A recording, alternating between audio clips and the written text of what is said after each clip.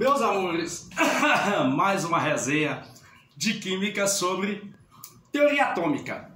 Como que a ideia de que existam átomos, ela evoluiu ao longo da história da humanidade. O que a gente já viu? Vimos que a ideia surgiu lá na Grécia Antiga, com dois pensadores chamados Leucipo e Demócrito, que acreditavam que tudo seria feito de partículas indivisíveis, os átomos. Essa ideia permanece a mesma até o final do século XIX. No início do XIX, vimos também o modelo atômico de Dalton.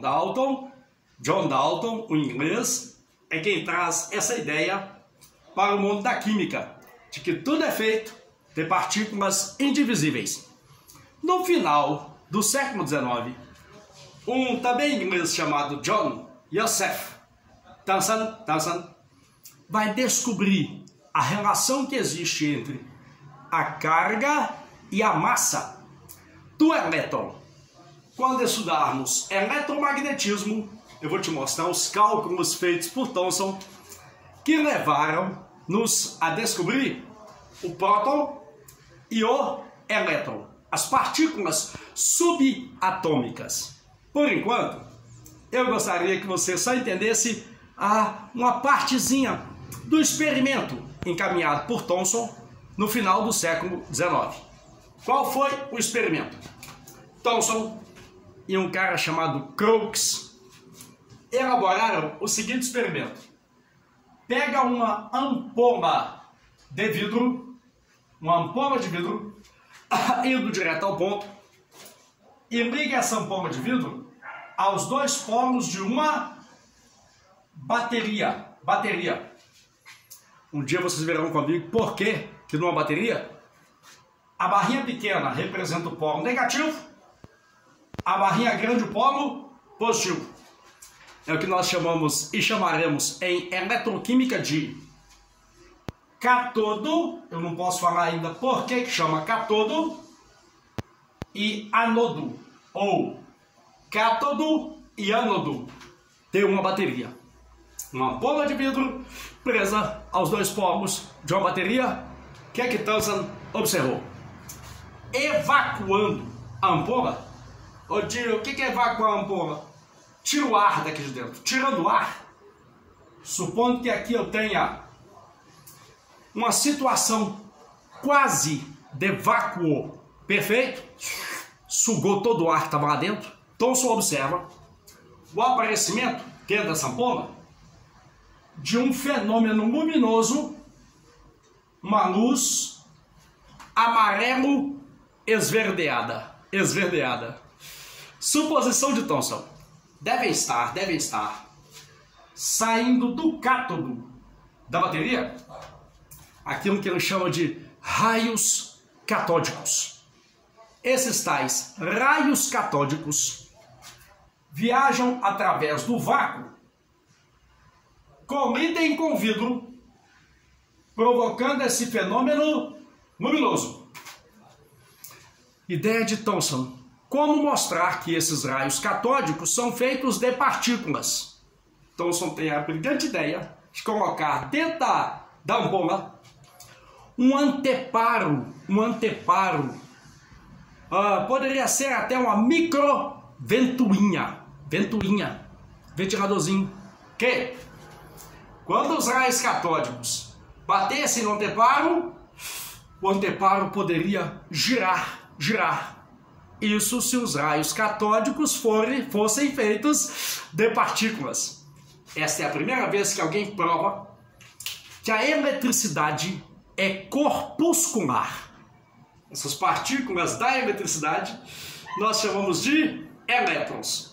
Então só os chama de raios catódicos. Várias outras são observações de Thomson. Quer ver outra?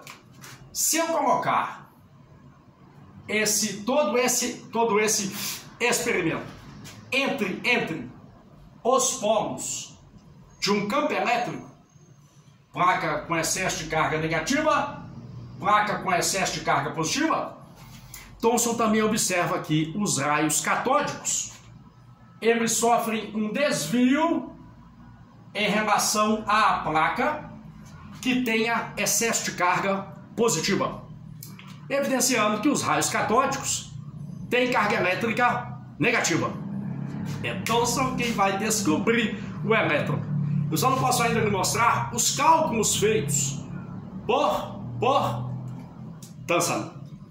Quando Thomson enche essa ampola com gás hélio, ele observa um fenômeno luminoso à direita e à esquerda, evidenciando que aí dentro tem partículas se movendo em sentidos opostos.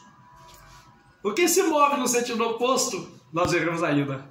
Isso leva Thomson a acreditar que os materiais são feitos de partículas que têm comportamentos elétricos antagônicos, o que a gente chama hoje de próton e elétron. Quando estudarmos eletromagnetismo, tudo isso volta com os cálculos feitos por Thomson. Quando Ernest Rutherford, já início do século XX, descobre que o átomo tem núcleo, vou te mostrar daqui a pouco como, e parte de fora, eletrosfera, passa-se a se dizer que o átomo, segundo Thomson, lembraria um pudim de pequenas frutinhas, como se o átomo fosse um maciço de carga positiva e as cargas negativas ficassem encrustadas nesse pudim. Adiantando, um neozelandês chamado Ernest Rutherford vai encaminhar no início do século XX experimentos que irão nos mostrar que o átomo tem duas regiões. Uma região maciça, que ele vai chamar de núcleo, e a parte de fora, onde ficariam os elétrons. Saltando para Rutherford, olha o experimento de Rutherford, embora não mexemos ainda com radioatividade.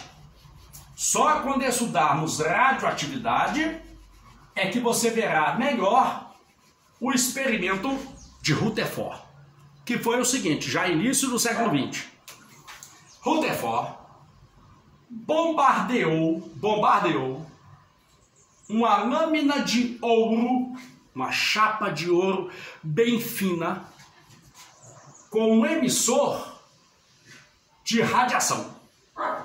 Radiação alfa. A radiação alfa, ela tem as seguintes características: 2, 4, 2 mais. Cada partícula radioativa alfa é feita de 2 prótons e 2 nêutrons. Não tem elétron. O que o Rutherford observou? De toda a radiação que ia de encontro a uma lâmina de ouro, a maior parte da radiação passava pela lâmina como se a lâmina não estivesse ali. Isso não incomoda ninguém no início do século XX. Já era sabido que para barrar radiação, eu precisaria de uma parede espessa, ou de concreto, ou de chumbo. Então era pouco provável que uma folha de ouro barrasse a radiação alfa. O que incomoda Rutherford? Uma pequena parte da radiação ricocheteia, bate na lâmina de ouro e volta. E uma pequena parte da radiação passa pela lâmina de ouro e sofre desvio. Ideia de Rutherford. Os átomos de ouro, da lâmina de ouro, talvez eles tenham duas regiões. Uma região maciça, compacta, pela qual a radiação não passa. E ao mesmo tempo, uma região oca, pela qual a radiação consegue passar. Tudo bem? Vamos lá. Uma chapa de ouro, um emissor de radiação. A maior parte da radiação passa pela lâmina de ouro, como se a lâmina não estivesse ali. Mais ou menos na seguinte proporção: para cada 10.000 partículas radioativas que atravessam a lâmina de ouro, uma partícula bate e volta, ou uma partícula passa e é desviada. Ideia de Rutherford.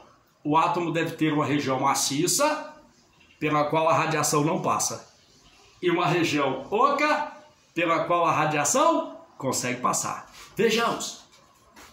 A radiação que for de encontro ao núcleo atômico, já chamando de núcleo, bateria e ricochetearia.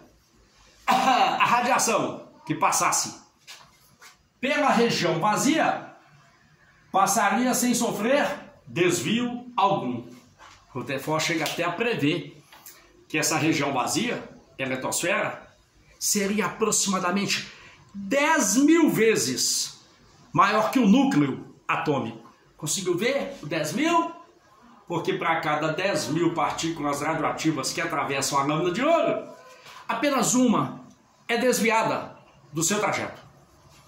Ô Gil, e a radiação que passa e é desviada? Como a radiação alfa, ela tem carga elétrica positiva, e o núcleo atômico também é positivo, a radiação que passar perto do núcleo, ela será repelida pelo núcleo e desviada. Olha que legal, Rutherford é o pai do número atômico. Vê se você entende. Quanto mais prótons no núcleo, maior seria esse desvio da radiação alfa.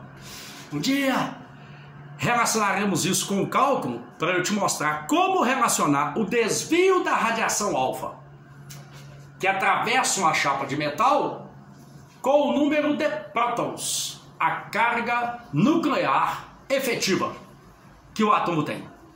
Não é assunto de agora, agora é só um preâmbulo de toda essa bagunça. Ô tio, então acabou. O átomo tem núcleo com excesso de carga positiva, onde ficam os prótons, e a região externa é onde ficariam os elétrons, se movimentando ao redor do núcleo. Segundo Rutherford, seria mais ou menos como o nosso sistema planetário. A estrela e os planetas girando ao redor. O núcleo e os elétrons girando ao redor. Mas perceba, ainda não está pronto. Pensa comigo, o núcleo é positivo. Os elétrons são negativos e giram ao redor do núcleo. Ô tio, por que o elétron não faz isso, ó? Por que ele não é atraído pelo núcleo e faz assim, ó? Por que o elétron não colapsa? Por que ele não cai dentro do núcleo? E se cai, o que acontece com ele? Aguarde. Um aluno de Rutherford, Niels Bohr, é que terá ideias mais aprofundadas da estrutura do átomo, não só ideias. Cálculo, física. Física esta que nós temos que aprender para entender as ideias de Niels Bohr, que vai nos mostrar como é que é de fato o comportamento dos elétrons ao redor do núcleo atômico. Reiterando rapidinho, para você ter ideia de onde nós estamos. Leucipo e Demócrito, o átomo era indivisível, Grécia Antiga. Início do século XIX, Dalton, o átomo ainda é indivisível. Final do XIX, descoberta do próton e do elétron, John Joseph Thomson.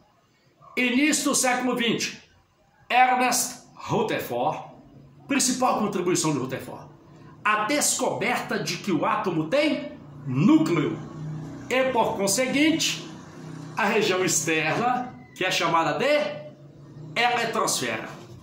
Em breve, um próximo resuminho para te falar do comportamento dos elétrons ao redor do núcleo.